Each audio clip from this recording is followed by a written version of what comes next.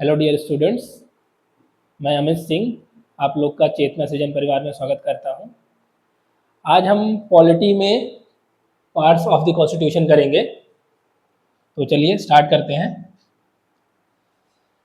सबसे पहले हम देखते हैं parts 1 to 5। Part 1, the union and it's territory. इस पार्ट में आर्टिकल 1 से 4 तक है और डिफाइन किया गया है इंडियन यूनियन को, जिसमें स्टेट्स प्लस यूनियन टेरिटरीज आते हैं। ठीक है,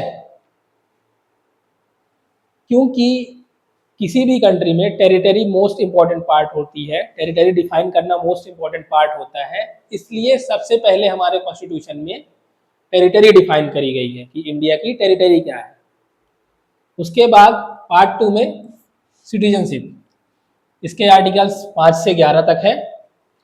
अब जब हमने टेरिटरी डिफाइन कर ली तो इसके बाद एक साइंटिफिक अप्रोच होता है कि हम डिफाइन करें इसमें रहने वाले लोग कौन से होंगे, तो इसलिए हमने पार्ट 2 में सिटीजनशिप डिफाइन किया जो आर्टिकल 5 से 11 तक है। पार्ट 2 में बेसिकली बताया गया है कि इंडियन सिटीजन्स कौन है, कौन इंडिया की सिटीजनशिप ले सकता है, क्या क्राइटेरिया होगा, क्या टाइम पीरियड होगा, ये सारी चीज़ें पार्ट 2 में बताई गई हैं जो आर्टिकल 5 से 11 में मेंशन्ड है। बढ़ते हैं पार्ट 3 में। इसमें फंडामेंटल राइट्स मेंशन्ड है आर्टिकल 12 से 35 में। फंडामेंटल राइट्स हमारे पास टोटल 6 फंडामेंटल राइट्स हैं currently,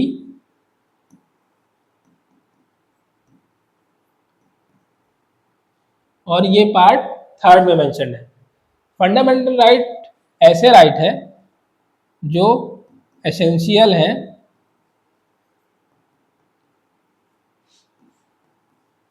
to live life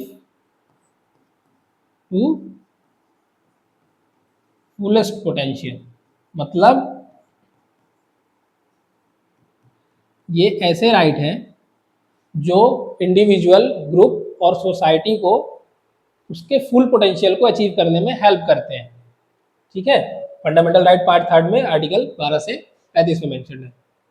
part 4 पे आ जाते हैं। पार्ट 4 में directive principle of state policy mention है। Directive principle of state policy का मतलब क्या है कि हमारी जो स्टेट है या जो हमारी गवर्नमेंट है उसको कुछ पॉलिसीज इंप्लीमेंट करनी है, किसके लिए? सोशियो इकोनॉमिक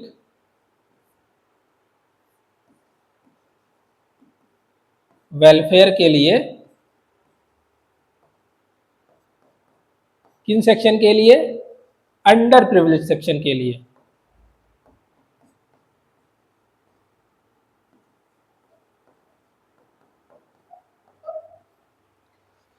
डीपीएसपी के मेजर प्रोविजंस है कि जैसे वीमेन से रिलेटेड इश्यूज, मैटरनिटी बेनिफिट हो गया, लेबर से रिलेटेड इश्यूज, और वीकर सेक्शन जो है उनसे रिलेटेड इश्यूज, चाइल्ड से रिलेटेड इश्यूज, और बाकी इसका फर्दर कैटेगराइजेशन भी है जैसे कि गांधीयन हो गया, लिबरल इंटेलेक्चुअल हो गया, सोशलिस्ट हो गया, तो वो हम फर्दर जब डीपीएसपी करेंगे तब पढ़ेंगे।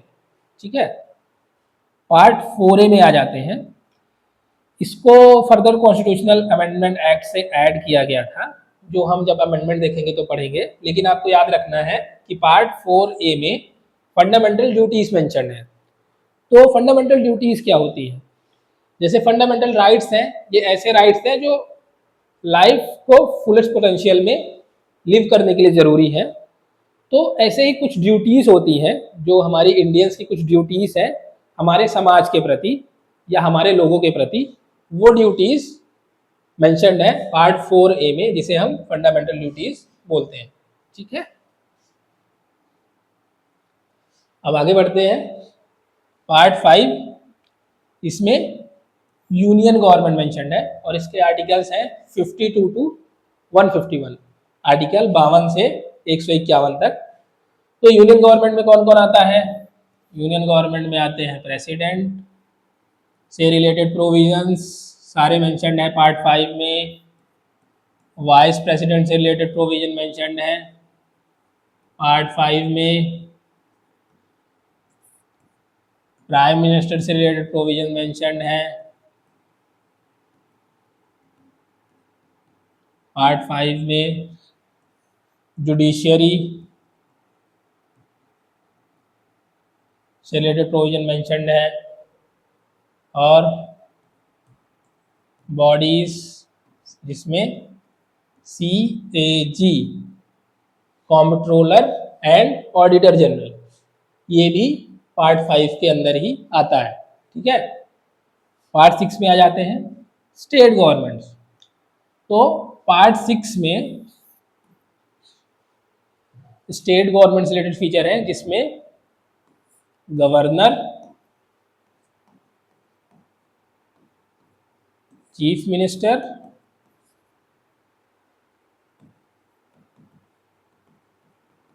और हाई कोर्ट्स,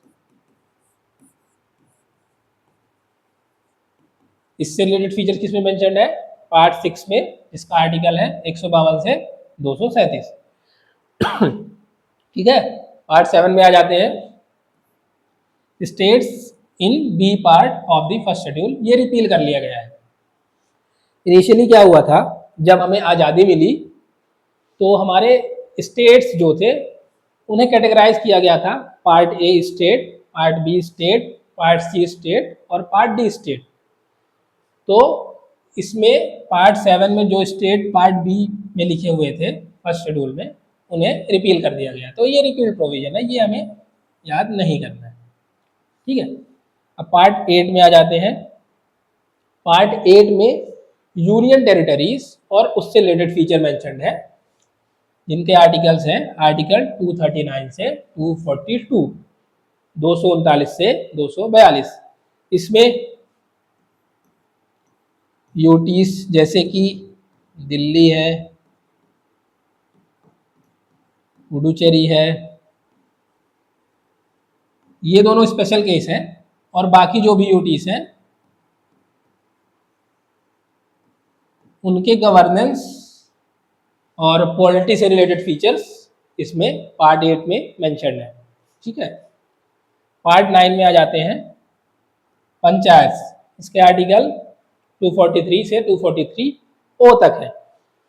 ये कॉन्स्टिट्यूशनल अमेंडमेंट एक्ट से आया था। कॉन्स्टिट्यूशन हम बाद में पढ़ेंगे, वैसे ये 73rd है, 73rd कॉन्स्टिट्यूशनल अमेंडमेंट एक्ट है, लेकिन हम इंपॉर्टेंट अमेंडमेंट्स बाद में पढ़ेंगे। तो पार्ट 9 में हमारे पंचायत को ऐड किया गया है। पार्ट 9A में म्यूनिसिपैलिटीज हैं, ये 74th कॉन्स्टिट्यूशन अमेंडमेंट से आया था।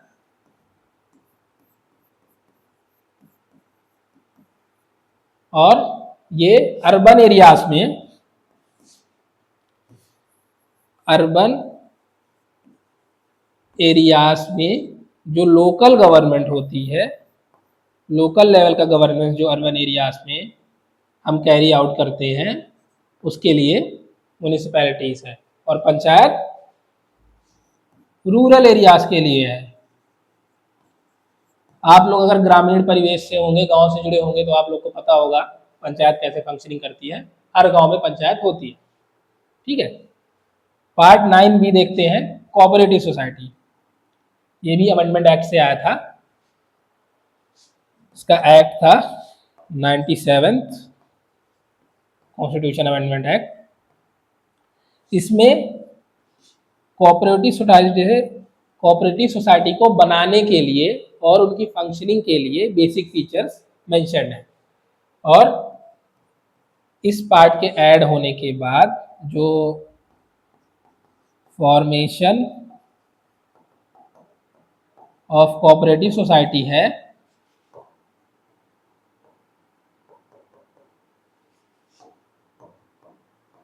वो एक फंडामेंटल राइट हो गया। है। आगे बढ़ते हैं। Part 10 scheduled and tribal areas. अब देखिए, हमने यूनियन देखा, स्टेट देखा, यूनियन टेरिटरी देखी। अब कुछ ऐसे एरियाज हैं जो शेड्यूल्ड और ट्राइबल एरियाज हैं, इनके गवर्नेंस के लिए स्पेशल फीचर्स मेंशन करे गए हैं कॉन्स्टिट्यूशन में। तो उनके लिए एक अलग पार्ट ही बना दिया गया है। तो ये मेंशन्ड है पार्ट 10 में। इन एरियाज में आपको दिखेंगे 10 शेड्यूल्ड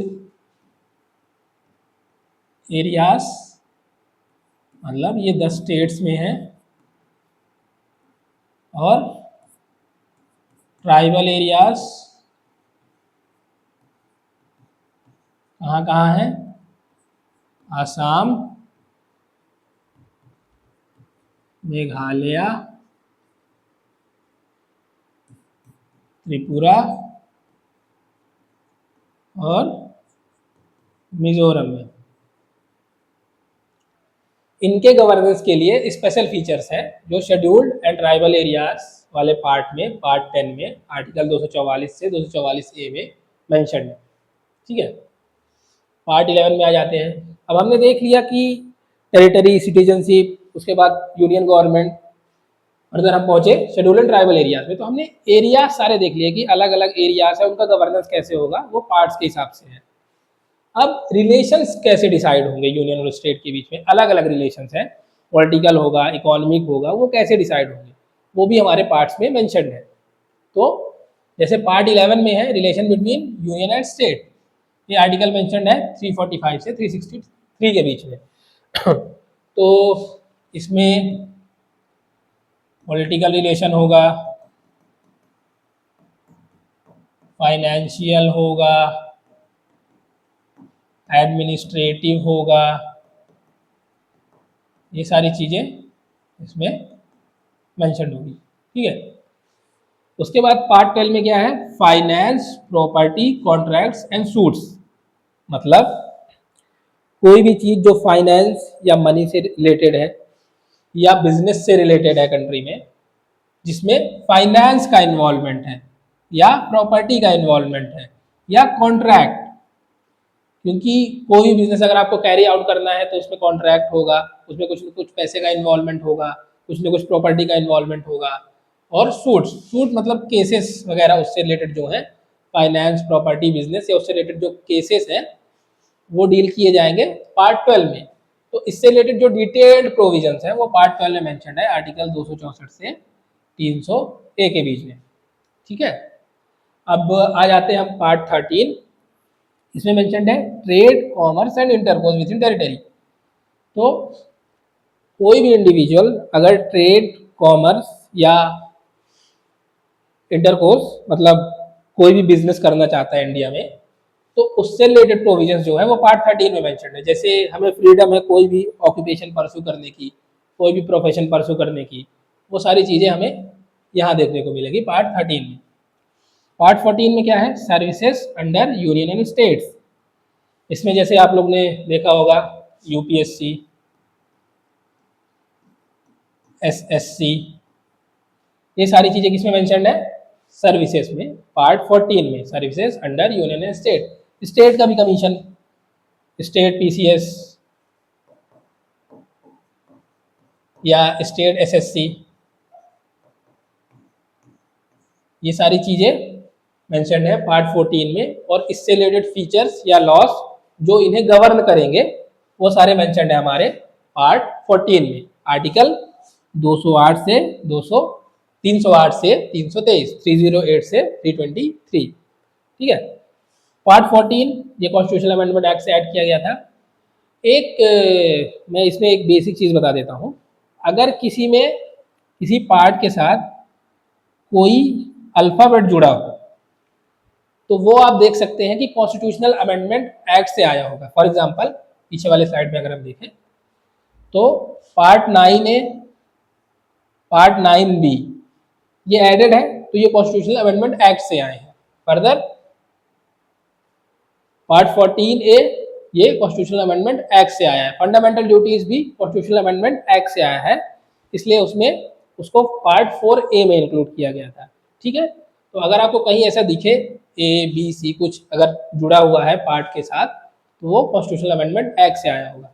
ठीक है, तो पार्ट 14 में जिसमें ट्रिब्यूनल्स मेंशन है, आर्टिकल 323A से 323B, इसमें अलग अलग ट्रिब्यूनल्स हैं, कुछ सेंट्रल हैं, कुछ स्टेट हैं, और अलग अलग फीचर हैं, कुछ फाइनेंस से रिलेटेड है, कुछ एडमिनिस्ट्रेशन से रिलेटेड है, तो वो सारी चीज़ें इसमें मेंशन है। ट्रिब्यूनल क्या है? ये है क्वासी जुडिशियल बॉडीज। अब इसका मतलब क्या है क्वासी जुडिशियल बॉडीज का? तो इसका मतलब है कि एडमिनिस्ट्रेटिव प्लस जुडिशियल मेंबर होंगे,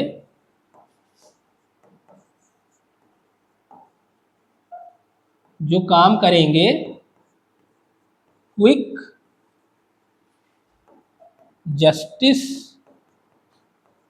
डिलीवरी के लिए।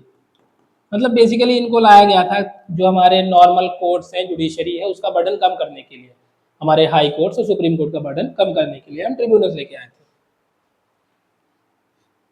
आगे बढ़ते हैं। पार्ट 15 में इलेक्शंस मेंशन्ड है। इसी पार्ट में मेंशन्ड है यूनिवर्सल एडल्ट फ्रेंचाइज, मतलब वन वोट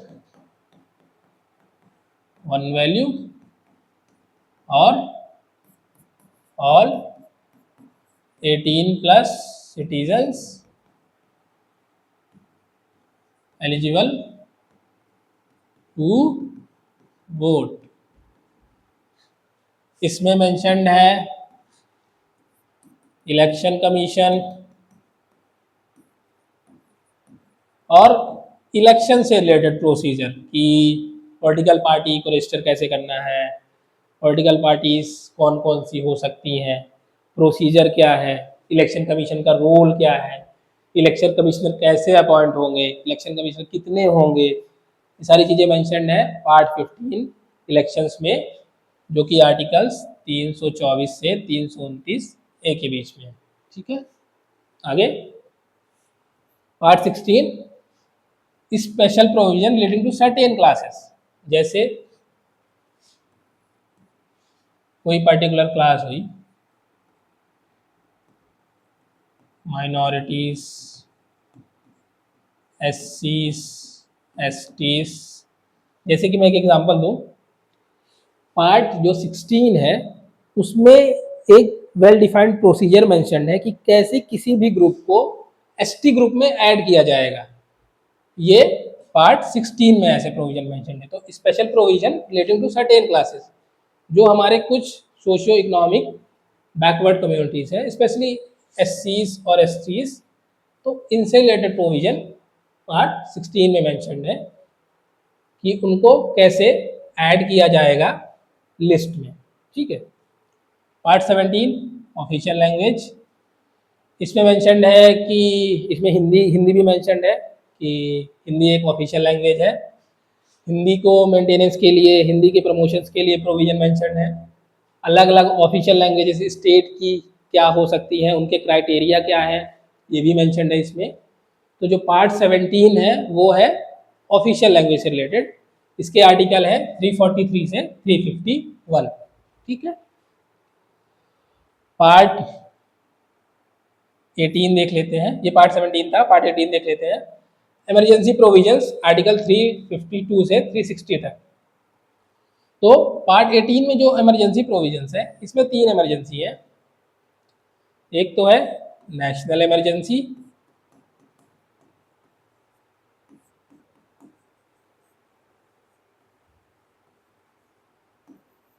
आर्टिकल 352। दूसरा है स्टेट इमरजेंसी, इसको प्रेसिडेंट रूल भी बोलते हैं या प्रेसिडेंट रूल।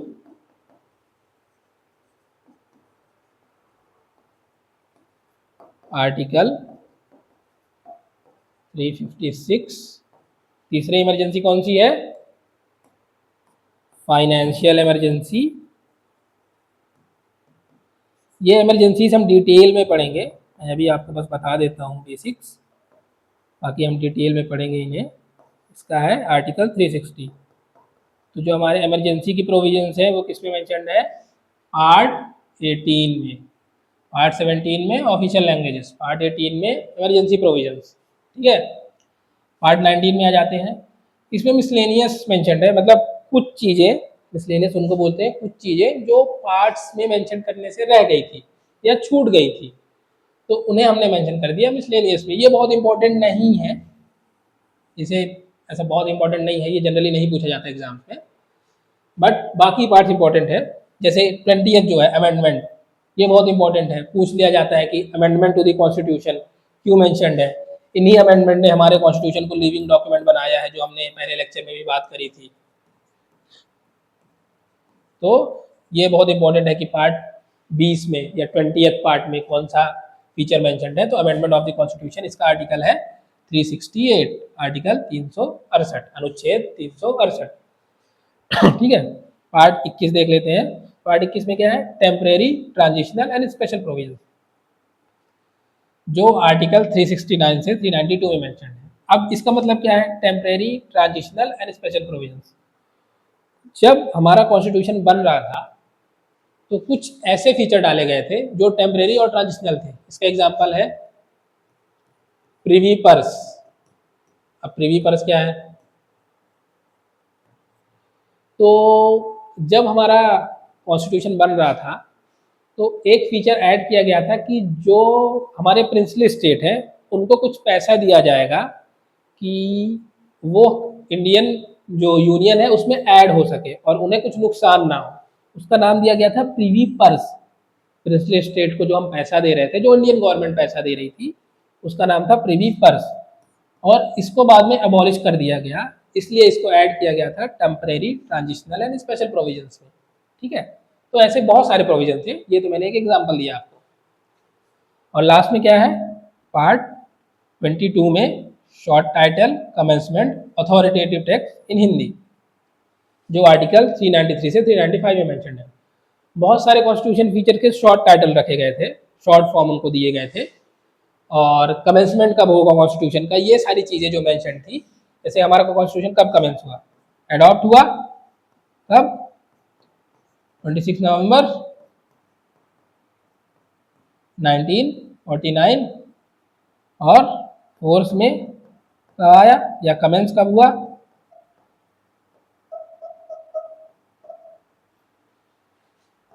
26 जैन 1950। तो ये सारी चीज़ें मेंशन थी पार्ट 22 में। ठीक है। और बेसिकली इसको मेंशन किया गया था हिंदी में। ठीक। Thank you.